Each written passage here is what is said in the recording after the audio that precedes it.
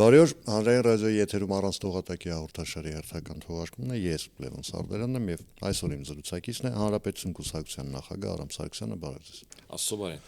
Պարոն Սարգսյան, 3 առանց ձեր մեկնարկեց խորհրդարանի 9-րդ գումարման նստաշրջանը, բնականաբար ենթադրում եմ, որ հետևում եք աշխատանքներին, այսօր արդեն ազգային ժողովի նախագահ, փոխնախագահներ ընտրվեցին, 3 բուռն քննարկումներ էին տարբեր թեմաներով, ընդ որում այդ քննարկումներին անդրադարձ ամենանդեպս սոցիալական ցանցերում այնպեսի տպավորություն ռուսները այդպիսի արտահայտություն ունեն իսմեխի գրեղ։ Հիմա դուք որպես Հայաստանի Հանրապետության քաղաքացի, որպես քաղաքական գործիչ, որին չհաջողվեց մտնել այս խորհրդարան, մանդատ չհաջողվեց ստանալ, ինչպես է գնահատում այս խորհրդարանը այն իմաստով, թե ինչ հեռանկար ունի ազգային ժողովի 9-րդ գումարումը։ Ասեմ, որ ազգային ժողով չմտնելը չի նշանակում, որ ժողովրդական լեզվով ասած պիտի աբիժնիկ դինես ու այդ ամեն ինչին նայես շատ վատ։ Ես համարում եմ, որ Հայաստանի Հանրապետությունում տեղի ունեցել ընտրություններ եւ այդ ընտրություններին մասնակցել են ռադիկալ ընդդիմադիր թևեր եւ քաղաքական ուղղություններ եւ իշխանություն, տարբեր քաղաքական մոտեցումներով, ինչը դրական է, ինչ օրինակ Ռուսաստանում, որի ջատագովն է նաև այդ ազգային ժողովի այդ ռադիկալ թե օրինակ Յաբլոկը կուսակցությանը ուղղակիորեն չթողեցին գրանցել։ Այսինքն ասացին, որ գիտեք ինչ ձեր փաստաթղթերը կորցրել ենք, ասենք ձեր առաջի դեմ, ու չգրանցեցին։ Այս առավելություն է, այո, առավելություն է, հետեւաբար Հայաստանի Հանրապետությունում եղել են մրցակցային ընտրություններ։ Ժողովրդավար երկրներում խորհրդարանը ձևավորվում է ընդդիմադիր եւ իշխանական ուժերով։ Իշխանական ուժերը մոտավորապես, եթե չեմ սխալվում, մոտ 300,000 ձայն ավել են հավաքել, քան երկու խմբակցությունները իրար հետ գումարած եւ այս առումով, ասենք, իշխանական ուժերի հաղթանակը կասկածի տակ դնելը խնդիր է եւ այս առումով այն ինչ որ ասում են ընդդիմադիրները նույնականացնելով որ խախտումներ են կատարվել եւ դուք այդ խախտումները չեք կարողացել կանխել, այսինքն ձեր պարտականությունները լավ չեք կատարել, հավասարության նշան դնել այդքան էլ ճիշտ չեմ համարում, որովհետեւ խախտում կատարողի եւ այդ խախտումը արգելողի մեջ հավասարության նշան դնելը, անկախ նրանից լավ է կատարել թե վատ է կատարել, հավասարության նշան դնելը համարում եմ սխալ։ Բայց պիտի խոստովանեմ նաև, որ ես բազմաթիվ խորհրդարաններ եմ տեսել, որոնք անհամեմատ ավելի մեծ խախտումներով, նույնիսկ սպանություններով ձևավորված էր։ Ի նկատի ունեմ 2008 թվականի խորհրդարանական ընտրությունները մարտի 1-ով եւ այլը, դրանից առաջ 2004 թվականի ընտրությունները, որտեղ խախտումները բացահայտվում էին, ուղղակի ընտրատեղամասերից քվեատուփերը վերցնում ու դուրս էին գալիս, դեսպաններին վռնդում էին տեղամասերից, այն ժամանակվա, ասենք, եվրոպական դիտերթ Այքերը ուղղակի հայտարարում էր, որ այս հայտարարությունը ընտրություն չի եւ այլը, բայց այդ խորհրդարանները այնքան խնդրահարույց չեն եղել ներքին հանրային ընկալման առումով, ինչքանով էս խորհրդարանը ու այստեղ խնդիրը նրանում է, որ իշխանությունն էլ է համարում, որ համատարած կեղծիքներ են եղել։ Ընդդիմությունն է համարում, որ համատարած կեղծիքներ են եղել։ Բայց նկատել եք, որ վերջին մի քանի օրվա ընթացքում թե իշխանությունը ընդդիմությանը չի ասում դու լեգիտիմ չես, թե ընդդիմությունը իշխանությանը չի ասում լեգիտիմ չես, այդ իմաստով ոնց որ հասկացել են երկու կողմն էլ, որ կիսատ լեգիտիմ չեն լինում, այսինքն եթե դու օրինակ համարում ես, որ ընդդիմությունը, որը խորհրդարանում է հիմա լեգիտիմ չի, նշանակում է ընդհանուր առմամբ է ազգային ժողովը ոչ լեգիտիմ ու հակառակ։ Դե իհարկե այդ դիրքավորումը շատ խոցելի է երկու թևի համար էլ ու շատ բնական է որ իրենք պիտի հասկանային ու նման քայլերի չգնային, որովհետև ես օրինակ 3 անգամ падգամավոր եմ ընտրվել, 2 անգամ մի անգամ չեմ գնացել ընդհանրապես բոյկոտել եմ բոլոր նիստերը, մյուս անգամ հրաժարվել եմ մանդատից, պատրվակ բերելով, որ լեգիտիմ չեմ համարում այդ խորհրդարանը, այսինքն եթե լեգիտիմ չի, ուրեմն չպիտի մասնակցես։ Երկրորդ, եթե իրենք համարում են, որ ասենք Գագիկ Ծառուկյանի Բարգավաճ Հայաստանի մասով այդ խնդիրը պետությունը սխալ է լուծել, իրենք Բարգավաճ Հայաստանից իրենց հասած մանդատների մասը գոնե չպիտի վերցնեին։ Իսկ իրենք էլ մեկական падգամավոր են վերցրել Բարգավաճ Հայաստանի քվոտայից, դրանով իսկ համաձայնելով իշխանության այդ որոշման հետ, այնպես որ այս համատեքստում իրենք որոշակի ընդհանրություններ ունեն, թե իրար մեղադրանքների, թե ազգային ժողովում հետագայում աշխատելուն նպատակադրվածության առումով հակված են որոշակի սուր անկյուններ կող դնել ու իրենց ներկայությունը այդ ազգային ժողովում հիմնավորել մեր ժողովրդի առաջ, որ դա ռացիոնալ է, ու այդ ազգային ժողովով կարող են աշխատել, ու այդ ազգային ժողովը կարող է արդյունքներ գրանցել, թող տա Աստված, որ այդպես լինի, թող տա Աստված, որ իրենք իսկապես այդ ազգային ժողովում աշխատեն քաղաքական լուծումներ, առաջարկներ բերելու եւ այդ առաջարկները իրականություն դարձնելու բանավիճերի դաշտում ոչ թե փոխադարձ մեղադրանքների։ Ցավոք այս առաջ երկու նիստերը չեն ասում, էլի խնդիրը մնում է ազգայնական պոպուլիզմի եւ այլնի հենքի վրա եւ հիմնական խնդիրը այն հարթությունում է, ինչին անդրադարձավ պարոն Եղոյան, ինչքանով ենք մենք Ռուսաստանի դաշտությունից կախվածության մեջ կամ ինչքանով ենք ազատ Ռուսաստանի դաշնությունից մեր ինքնիշխանությունը իրականացնելու առումով։ Ու ես նայում եմ մոտեցումները, ինչ ներկայացրեց, ասենք Նարեկ Կարապետյանը, ենթադրենք, երբ որ ասում է, այ բերեք մենք էլ օրենք մտցնենք եւ թույլ չտանք ադրբեջանցիներին 15 օրից ավել եւ այլը եւ Թուրքիայում էլ է այդպես, նախ կուզենայի, որ Նարեկը ընդուներ, որ Թուրքիայում նախ այդպես չի, Թուրքիայում հայերերը երկար ապրում են, Հայաստանում էլ օտարազգիները չեն կարող խող գնել, կարող են տնամերձի եւ այլնի համար գնել եւ այլը, բայց այս հանգամանքները թողում են մի կողմ։ Երկարևորը այստեղ հետեւյալ բանն է։ Դու եթե ինչ-որ բան առաջարկում ես, պիտի նայես, թե դիմացինը հաջորդ քայլի ինչ է անելու։ Ասենք դու առաջարկեցիր Հայաստանի ազգային ժողովն ընդունեց։ Հետո Ադրբեջանի ազգային ժողովն ինչ անելու։ Հայելային նույն բանն անելու է, չէ՞։ Այդ նշանակում է դու զրկում ես Լեռնային Ղարաբաղի հայերին, Լեռնային Ղարաբաղի տարածք իրենց սեփականություն հետ վերադառնալու։ Այսինքն դու Լեռնային Ղարաբաղի հայ իրավունքները եւ 90-ական թվականներին ադրբեջանցի իրավունքները նույնացնում ես այն դեպքում, որ Լեռնային Ղարաբաղի մեր քույրերի ու եղբայրների բռնի տեղահանությունը որպես այդպեսին ճանաչված է եւ բազմաթիվ այդ ուղղություններով որոշումներ կան թե Եվրոմիության, թե Արևմուտքի կողմից, իսկ ադրբեջանցիների 90-ական թվականներից Հայաստանի լքելու որպես գաղթականների որևէ որոշում չկա։ Այսինքն քո այդ որոշումը հավասարության նշան է դնում հայլային առումով նույն արգելքը դնելով, փակելով այդ ճանապարհը։ Այս արտաքին քաղաքական առումով Նարեկ ջան կոպտագույն սխալ է, ինչ որ դու առաջարկում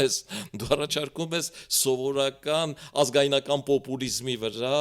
կամ Ռուսաստանի քիմքին հաճելի գործընթացներ, որ Ռուսաստանի այն Ռուսաստանի, որ այսօր ինքն է կորցնում, տեսեք, ես հանգստանում էի ընտանիքիս հետ որոշակի ժամանակ եւ այնպես ստացվեց, որ հետ վերադարձա համընկավ գիշերային ժամի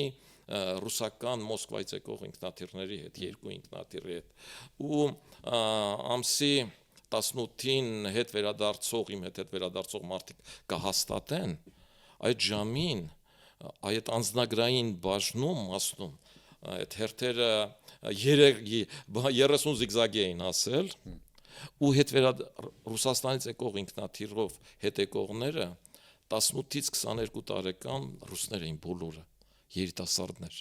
Ընդ որում հակու կապից երևում էր, որ դրանք քաղաքաբնակ երիտասարդներ են, որ եթե խոսակցությունները չլսեիր, կմտածեիր եվրոպացի են։ Այս Ռուսաստանը կորցնում է իր ապագան, իր երիտասարդությունը լքում է այդ երկիրը, գալիս է Հայաստան։ Այդ երկիրը իր ապագան կորցնելով դուք ուզում եք այդ երկրի հետ տանել մեզ կապել, ձեր ներքին համատեքստում այդ ունենալով։ Ես համարում եմ, որ այսօրվա ազգային ժողովում ներկայացված այդ երկու քաղաքական ուժերը իրենք թողինձներ են, բայց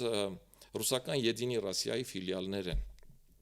Իրենց վեհապար հայրապետը ոչ թե Գարեգին II-ն, այլ Կիրիլն է։ Եվ իրենք օգնություն պիտի թողինձներ են իհարկե, իմ կարծիքով պիտի այնտեղից ստանան, որտեղ իրենց գործնեությունը ամեն ինչ է, նույն այդ գյուղատնտեսության հետ կապված ինչ որ Նարեկն առաջարկում էր։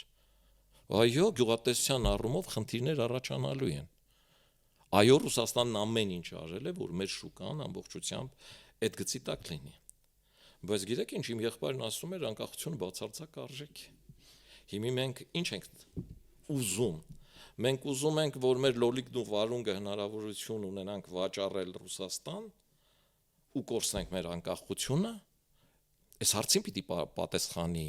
ուժեղ Հայաստանն ու Հայաստան դաշինքը։ Ուժեղ Հայաստանն ու Հայաստան դաշինքը ասում են տեսեք, հիմա նախ Ռուսաստանը օբյեկտիվ պատժամիջոցներ է կիրառում գոնե մի մասի դեպքում գյուղմթերքների նկատի ունեմ, այսինքն պետք է շտկել անկախ ամեն ինչից, մենք դա արտանում ենք Ռուսաստան, մենք դա արտանում ենք դեպի Եվրամիություն, թե մենք ինքներս ենք դա սպառում, այսինքն խնդիր կա, այդ խնդիրը պետք է լուծվի։ Բայց դրա հետ մեկտեղ ասма տեսեք, քաղաքականը, որովհետև Եվրոպան, արևմուտքը ընդհանուր առմամբ մեր գլխի տակ փափուկ բարձ են դնում, մենք ձեզ կօգնենք, մենք ձեր համար ֆինանսական միջոցներ կհատկացնենք, բայց քանի որ ամբողջ Եվրոպան կենտրոնացած է Ուկրաինայի վրա, այստեղ գալիս են ինչ-որ շրանքներ, որոնք բացարձակապես չեն ծածկում են ծախսերը եւ այն վնասները, որ կրում է ֆերմերը, գյուղացին, եւ գալիք տարի մենք արդեն խնդիր ենք ունենալու, որովհետեւ ֆերմերը ասում է, գիտեք, ինչ կայս անցած տարի արդեն վառվել եմ դրանից, երկրորդ անգամ դրա մեջ չեմ մտնի։ Նախ ասեմ, որ այդ պատասխանը իմ հարցի համատեքստը չի լուծում, որովհետև ես չեմ ասում, որ հեշտ չի լինելու, ես ասում եմ, որ բարդ է լինելու։ Նախ իրենք թող ասեն այն որոշ դեպքերը, որոնցում քաղաքական է, ու այդ դատապարտ են, որտեղ ասում են որոշ դեպքերում, չէ՞։ Որ դեպքերում, օրինակ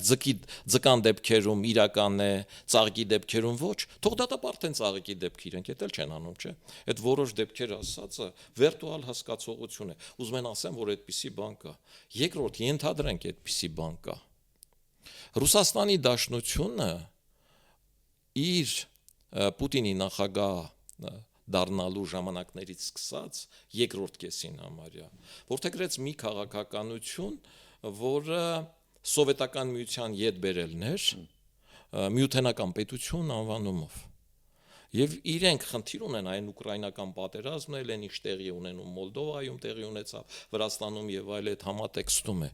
Եվ իրենք այդ դրան հասնելու համար կոնկրետ Հայաստանի մասով, ինչպես 18-20 թվականներին զիջեցին Լեռնային Ղարաբաղը եւ Նախիջևանը Ադրբեջանին, այնպես էլ հիմա ուզում են Սյունիքը զիջեն Ադրբեջանին, որպեսզի մենք դառնանք միութենական պետություն։ Այսինքն Ռուսաստանի ուզածն էր, Պուտինն էլ ասում էր, այդ նոյեմբերի 9-ի փաստաթղթի 9-րդ կետը ինքը անձամբ է գրել իր ձեռքով, Շոյգոն էլ ասում էր, որ լավ օպերացիա են արել թուրք ընկերների հետ։ Չգիտեմ, Հայաստան դաշինքի կամ ուժեղ Հայաստան այդ խմբակցությունների կամ այդ կուսակցությունների ղեկավարները այս խոսակցությունները լսել են, չեն լսել, եթե չեն լսել, թող լսեն, սրան արձագանքում են, թե չեն։ Այսինքն Ռուսաստանն ուզում է, որ մենք դառնանք իր դուստր ձեռնարկությունը, այնպես ինչպես Բելարուսն է, եւ դրա համար մեր վրա կիրառում է գազային լծակ, չգիտեմ, արգելանքների լծակ, հիմի մենք ենթարկվում ենք այդ ճնշումներին ու մնում ենք Ռուսաստանի ուղեցրում, թե չենք ենթարկվում այդ ճնշումներին, մեր համար նոր շուկաներ ենք փնտրում ու այդ պարտադիր չի, որ Եվրոպան լինի։ Այսինքն մենք համարում ենք, որ այդ ԵԱՏՄ կառույցը մեզ ոչինչ չի տալի։ Ի սկզբանե էլ ԵԱՏՄ-ն տնտեսական կառույց չի եղել։ Սերժ Սարգսյանն ինքը խոստովանել է, որ դա անվտանգության նկատառումներով է, բայց այն ինքն իրեն չի արտարացրել։ Տիգրան Սարգսյանը խոստովանել է, որ երբ որ չունես ընդհանուր մաքսային սահման, չես կարող ընդհանուր մաքսային գոտում լինես, հետեւաբար այդ աբսուրդ է։ Այսօր մենք ասում ենք, այս չափանիշներին ենք ասել։ Ադրբեջանը, Վրաստանը ԵԱՏՄ անդամներ չեն, չէ՞, բայց իրենց ապրանքաշրջանառությունը Ադրբեջանին ստվերային գազի մասով Հայաստանին մի քանի անգամ գերազանցում է։ Իսկ ով է ասում, որ իրենք կարող են ԵԱՏՄ անդամ չլինելով Ռուսաստանի հետ առևտուր անեն, մենք չենք կարող անել։ Ռուսաստանը գիտեք ինչ նույն բանն ասում էր Վրաստանին եւ փակեց Վրաստանի գինիներին, այն ժամանակ էլ Վրաստանի ռուսամետ այս ուժեղ Վրաստան կամ Վրաստան դաշինքները մոտավորապես այդ անուններով ուղակի զուգահեռ տանելու համար եմ ասում, հայտարարում են, որ այս կլինի Ռուսաստանի վերջը, որ Եվրոպան փշրանքներ է տալիս, ոչ մի բան չի տալիս։ Իրականում Եվրոպան 2 տարով բացեց դռները, այնպես ինչպես մեր համար 2 տարով բացել է դռները։ Ասել է այդ 2 տարում ես ձեզ կօգնեմ, որ ձեր ապրանքները բերել կարողանաք հասցնել այն նորմատիվներին ու չափանիշներին, ինչ Եվրոպան պահանջում է, իսկ այդ 2 տարում ես ձեր վրայից կհանեմ մաքսատուրքերը մոտավորապես մեր ապրանքների 90%-ի, խնդրեմ բերեք իմ տարածք։ Եվ Վրաստանն ու Մոլդովան մտնելով այդ դաշտ կարողացան իրենց տնտեսությունը, մասնավորապես Վրաստանը լավ գիտեմ, իր գինեգործությունը ամբողջությամբ թանկացրեց, այսօր վրաստական գինիները ռուսական շուկայում ամենապահանջվածն են եւ իրենց գնով վաճառվում են ավելի թանկ, քան 5-10 տարեկան հայկական կոնյակը։ Ու այս խայտարակություն է մեր համար, որովհետեւ չի կարող հնեցված կոնյակը ավելի էժան լինել, քան վրացական գինին։ Նայած որ կոնյակ։ Գիտեք, այո, նայած, այստեղ իհարկե կոնյակի մասով այդ խախտումները կան, բայց դա չի վերաբերում Արարատ կոնյակի գործարանին։ Ֆրանսիացիները, այո, դրա մասին խոսք չկա։ Ասեմ, նույն ռուսները, պատժամիջոցները, օրինակ, մեր ապրանքաշրջանառության 30 թե 40%-ը Ռուսաստանի հետ անցած տարով ծխախոտներ կազմում, ծխախոտի վրա արգելանք չեն դրել, ինչի, որտեվ այդ իրենց պետք է։ Փայլաթիթեղի վրա էլ չեն դրել։ Փայլաթիթեղի վրա էլ արգելանք չեն դրել, ոսկու վրա էլ արգելանք չեն դրել, ռադիոէլեկտրոնիկայի վրա էլ արգելանք չեն դրել։ Հայաստանի տնտեսությունը այսօր Ռուսաստանին պատժամիջոցներից շրջանցելու Իրանի հետ կապի հնարավորություններ է տալիս, եւ այդ հնարավորությունների դիմաց Ռուսաստանն ուզում է մեզ ոչինչ չտալ։ Հայաստանը այսքան տարի իր բազայի տարածքը տվել է եւ կոմունալ ծախսերը ինքն է վճարում Ռուսաստանին, դիմացը պաշտպանություն չի ստացել։ Եվ այն որ Նիկոլ Փաշինյանն ասաց այդ 2 միլիոնը մեծամտություն չհամարեք, բայց այդ թիվը ես եմ բարձրաձայնել եւ շատ ուրախ եմ, որ վարչապետն էլ այդ թիվը բարձրաձայնեց եւ ասել եմ դե եթե գազը կթանկացնեն, այդ 2 միլիոնից 1 միլիոնը կտան գազի գնի դիոտացիա, 1 միլիոններ կտանք այդ վարունգ լոլիկ արտահանողներին, որ իրենց ծախսերը միլիարդը ներողություն, միլիարդը կտանք վարինգ լոլիկ արտահանողներին, որ դրանից դուրս գան։ Այսինքն սրանք միջոցներ են հակադիր քայլեր, որոնք Հայաստանը պիտի անի, որովհետև Հայաստանի Հանրապետության վարչապետը տեսականորեն Ռուսաստանի հետ հարաբերությունները հարթելու նույնիսկ արժանապատվությունից, սեփական արժանապատվությունից ցածր քայլերի գնաց, մասնակցելով ինչ որ ցուցահանդեսի Ռուսաստանի արողակարգով ցածր մակարդակով նիստին, որտեղ փորձելով Ռուսաստանի վարչապետի հետ այդ խնդիրը լուծելու, հետո Ռուսաստանի նախագահին զանգելով փորձեց այս հարցերը լուծել ազնական արժանապատվության որոշակի ներքև դնելով նույն հայ գյուղացու եւ այլ, բայց Ռուսաստանը ընդառաջ քայլեր չարեց։ Հետևաբար այս խնդիրը սպառված է արդեն։ Տեսեք, շատերը փորձագետներից ու ոչ միայն դրանցից պնդում են, որ իրականում այս ամբողջ պատմությունը Հայաստանի գյուղմթերքների նկատմամբ իր սանկցիաների հետ կապված Հայաստանը կլինի ԵԱՏՄ անդամ, չի լինի ԵԱՏՄ անդամ, կձգտում է դեպի Եվրամիություն, Ռուսաստանին ընդհանրապես հետաքրքիր չի։ Ռուսաստանի փորացավը միայն ու բացառապես Հայաստանի երկաթգիծն է, որպեսզի այն մնա կոնցեսիոն կառավարման ներքո, որպեսզի այնտեղ ներդրումներ չարվեն եւ Հայաստանը շարունակի մնալ տրանսպորտային փակուղի։ Դուք այս տեսակետին համաձայն եք թե՞ չէ։ Միանշանակ համաձայն եմ եւ այդ տեսակետը առաջիններից մեկն եմ եղել, որ բարձրաձայնել եմ։ Ես ասել եմ, որ Ռոբերտ Քոչյանի ամենամեծ վատությունը Մեղրին բանակցելուց հետո դա 2008 թվականի փետրվարի 28-ին իր մարտի 1-ից մի քանի օր առաջ, իր հեռանալուց մի ամիս առաջ կոնսենսուս համաձայնությամբ հայկական երկաթուղիները Ռուսաստանին տրամադրելն էր։ Եվ Ռուսաստանը այն երկաթուղիները, որ ոչ միտեղ չի տանում, վերցրել է ինչի համար ու խոստացել է, որ ցարում է, որ ընդհանրապես որևէ մեկը չվերցնի ու դա որևէ տեղ չտանի, որովհետև Ռուսաստանը մի խնդիր ունի։ Ինքը հասկանում է, որ միջինասիական հանրապետություններից ապրանքաշրջանառությունը դեպի Եվրոպա մեծացել է։ Իսկ հիմա դրանք աստղաբաշխական թվերի են ասել։ Միջինասիական հանրապետությունների բնակիչները սկսել են սառնարան առնել։ Նախինում չէին առնում։ Ուղղակի օրվա ուտելիքը գնում ու օգտագործում էին չինացիները, պակիստանցիները,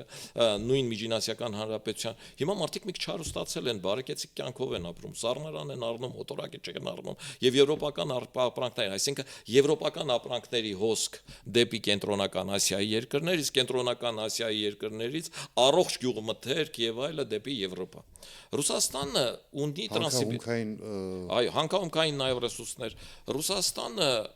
ունի տրանսիբիրյան մագիստրալ, որը վերին միջանցքն է։ Ռուսաստանը ամենաերկար սահմանն ունի Եվրոպայի հետ, եւ ինքն ուզում է, որ միջինասիական հանրապետությունները Եվրոպայի հետ կապնվեն ցամաքային սահմանով, առանց ծով մտնելու, առանց ավելոտ բարձել թափելու Ռուսաստանի տարածքով գնան հասնեն Եվրոպա։ Եվ իրեն ձեռնատու չի ոչ մի միջին միջանցք։ Իրեն ձեռնատու չի անգամ ներքին միջանցքը։ Դրա համար արաբական երկրներում, Սիրիայում եւ այլ նաեւ Լիբիայում ինքը խնդիրներ էր առաջացնում այդ նեղուցների առումով, չնայած այդ նեղուցների թողունակությունը փոքր է, ու ինքը չի կարող բավարարել այսօրվա ապրանքաշրջանառությունը։ Բայց ինքը այնտեղ էլ էր խնդիր առաջացնում, որ ստիպված տրանսսիբիրյան մագիստրալը օգտագործեն։ Բայց դրանից անգամ Չինաստանը այն ժամանակ, որ Ռուսաստանի վրա պատժամիջոցներ չէր կիրառվում, բաց էր, չէր օգտվում, որտեղ բոլորը հասկանում են, որ Ռուսաստանը ցանկացած տնտեսական լծակ որպես քաղաքական մահակ է օգտագործում։ Եվ դրա համար որոշվեց այս միջին միջանցքը։ Միջին միջանցքի առաջի տարբերակը Ադրբեջանից Վրաստանով, բայց քանից որ Վրաստանով ճանապարհը լեռնային է, դրա թողունակությունը շատ փոքր է։ Այդտեղ երկաթգծի, ասենք, այդ ամբողջ լոկոմոտիվը 10 վագոնից չի անցնում։ Մինիմումը մի վերտուշկան է երկաթգծի մասնագետների, այդ 15 վագոնն է 1000 տոննան։ Նույնիսկ դա չի անցնում։ Դրա համար ամենահարմարը Արաքսիափով, առանց լեռներ շրջանցելու, մագլցելու, իջնելու, երկաթգիծ, գազամուղ, բարուխներ եւ այլը տանելու համատեքստում է եւ այս տարբերակը նաև կապում է տարածաշրջանի բոլոր երկրներին եւ արևմուտքը փորձում է այդ կապերով իր ազդեցությունը մեծացնել, որտեղ այս դեպքում թե Ադրբեջանը կա, թե Թուրքիան կա, թե Վրաստանը ինչ որ առումով կարող է կապնվել իր հնարավորություններն ունի, թե եթե Իրանի հետ ընդհանուր հայտարարի գան, կարող է մտնել Իրանով ու այդ ձևով գալ։ Այսինքն ինքը լուծում է տարածաշրջանային երկարևոր խնդիր, որում Միացյալ Նահանգները ներկա են։ Եվ այս այն եզակի դեպքն էր թրիպը, որ Միացյալ Նահանգները նաև տնտեսական ներկայություն ֆիքսեց, ասեց այստեղի ես 76% ունեմ, 24-ը ձեզ, 76-ը ինձ։ Ու այդ պատահական չի, որտեղ այդ տարածաշրջանի մնացած բոլոր երկրները իսլամադավ երկրներ են։ Իսկ Միացյալ Նահանգների ներդրողին ավելի հարմար է քրիստոնյա երկրում լինել, որտեղ բարքեր եւ այլ կյանքի որակ բացարձակ ուրիշ է, հետեւաբար իրենց գրասենյակները լինելու են այստեղ։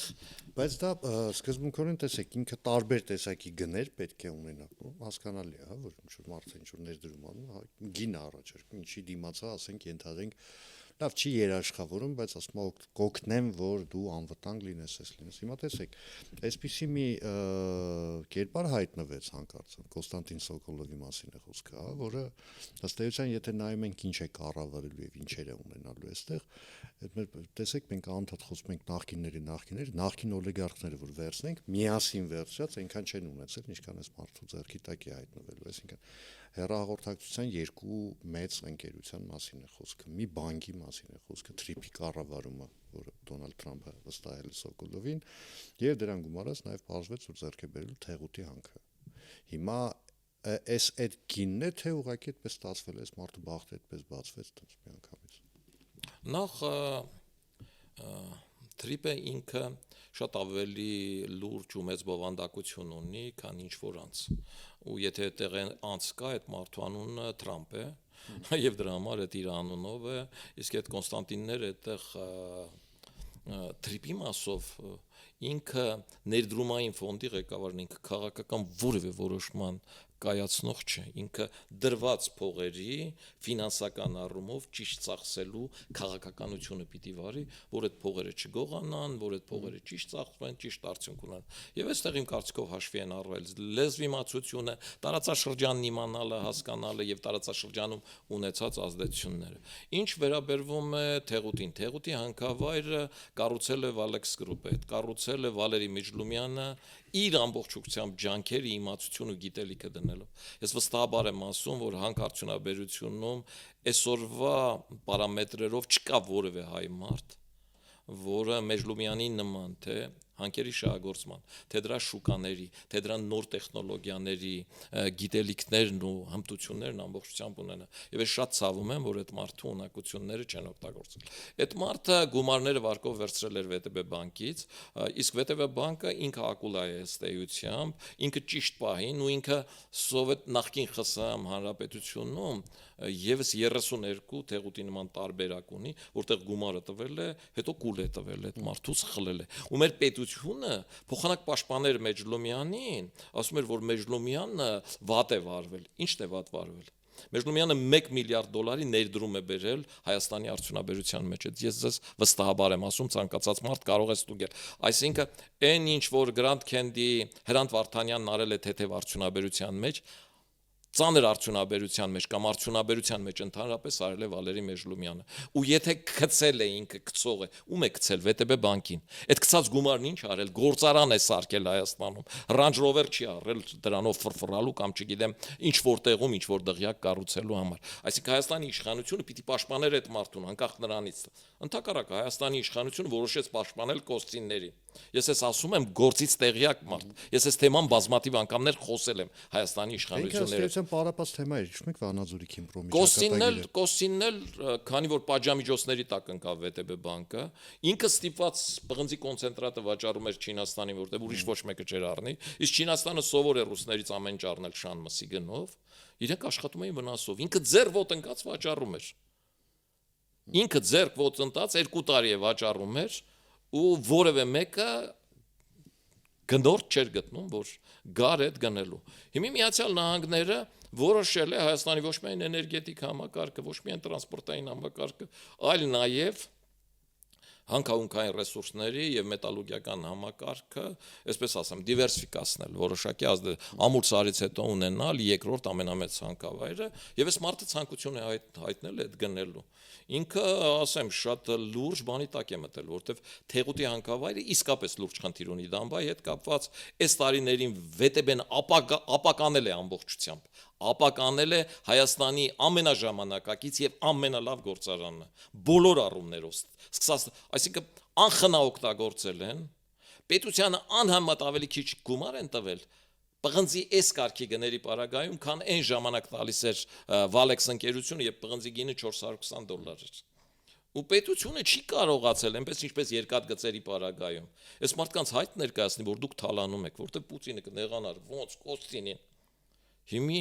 որ այդ Կոստինը չի, որ այդ արևմուտքից մարդ է, ուրախանալ է պետք, որտեղ դրանք ստվերով չեն աշխատելու։ Որովհետև իրենք էկոլոգիական չափանիշների վրա ուշադրություն են դարձնելու, այդտեղ փող են դնելու եւ ավելի անվտանգ բնության առումով սպասարկում են ունենալու։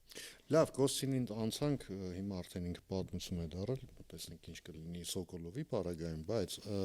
երկաթգծի խնդիրը շարունակում է մնալ։ Հիմա այդ խնդրին ինչ որ ձևով պետք է լուծում տալ։ Ըստ ձեզ, ինչ լուծում է հնարավոր, որպիսի Ռուսաստանը չվերածվի թշնամի երկրի, այսինքն ինչ որ ձևով լեզու գտնեն իրար հետ, կամ իսկ միգուցե պետք է գնալ այն ճանապարհով, ոչինչ թող դառնա թշնամի։ Գիտեք, Ռուսաստանի ինքը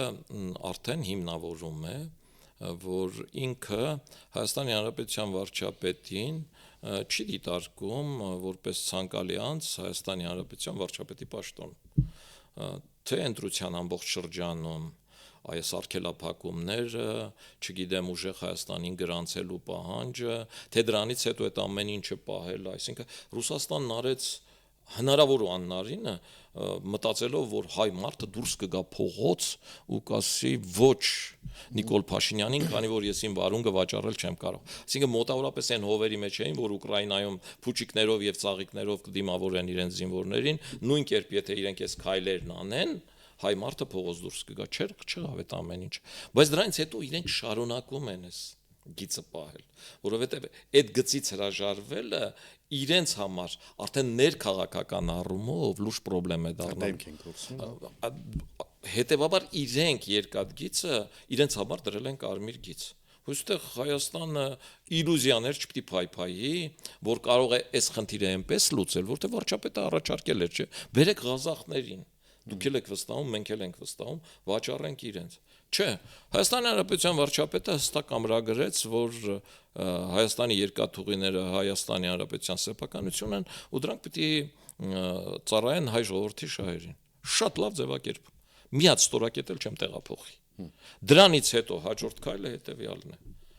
Այո, Թրիպի համատեքստում գերկարևոր խնդիր է ժամանակը, արագությունը։ Թրամփ ուզում է, որ 2028 թվականին արդեն հաջորդ ընտրություններից առաջ միջինասիական հանրապետություններից գնացքը դուրս գա եւ կանգնի, ասենք, Սոֆիայում։ Սա հնարավոր է, այո։ Ինչպես է հնարավոր։ Այդ հնարավոր է մի պարագայում,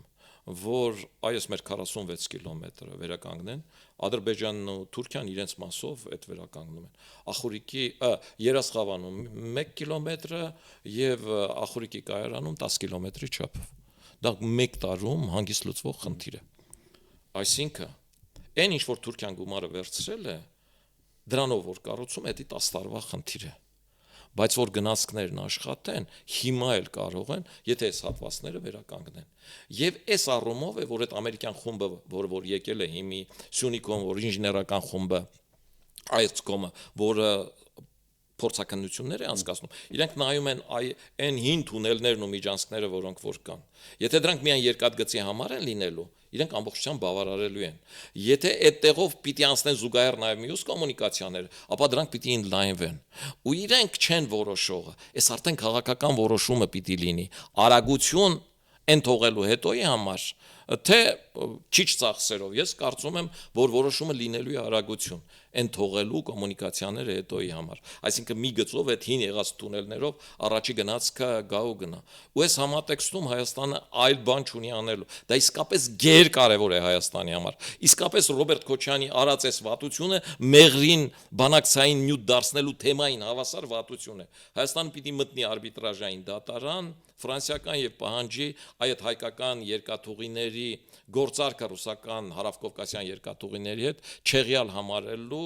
գործընթաց, որում ինքը ունի երկու տարբերակ։ Առաջի տարբերակ գերակաշահամարի եւ արբիտրաժային դատարանը հաշվի, չգիտեմ, 125 միլիոն է, թե 150 միլիոն, այդ շրջանակում է լինելու են ռուսների ասած տիպը չի։ Հայաստանը մուծում է, ասում է, ձեր շահույթը վերցրեք եւ ստեսություն ձեզ, կամ ասի, որ չէ, իրենք իրենց պարտականությունները չեն կատարել եւ այսօր էլ չեն կատարում։ Հետեւաբար այդ ժամանակ արդեն դատական process-ը կարող է երկար տևել, բայց այդ ժամանակ ինչպես ցանցերի պարագայում է մենք կունենանք մեր կառավարիչը, պետությունը կվերցնի, կդնի կառավարիչ, ժամանակավոր այդ կառավարիչը կառավարի, 28 թվին գնացքները կգնան, այդ դատական process-ն էլ կշարունակվի եւս 10 տարի, այդ փողը կտանք թե չենք տա, այդ էլ արդեն ժամանակի խնդիր կլինի։ Ես սրա կողմնակիցն եմ։ Շնորհակալություն զրույցի համար։ Հիշեցնեմ այսօր իմ զրուցակիցն էր Հանրապետություն կուսակցության նախագահ Արամ Սարգսյանն, ես Լևոն Սարդարյանն եմ, կհանդիպենք վաղը նույն ժամին, նույն վայրում, հաջողություն եւ համբերություն բոլորիս։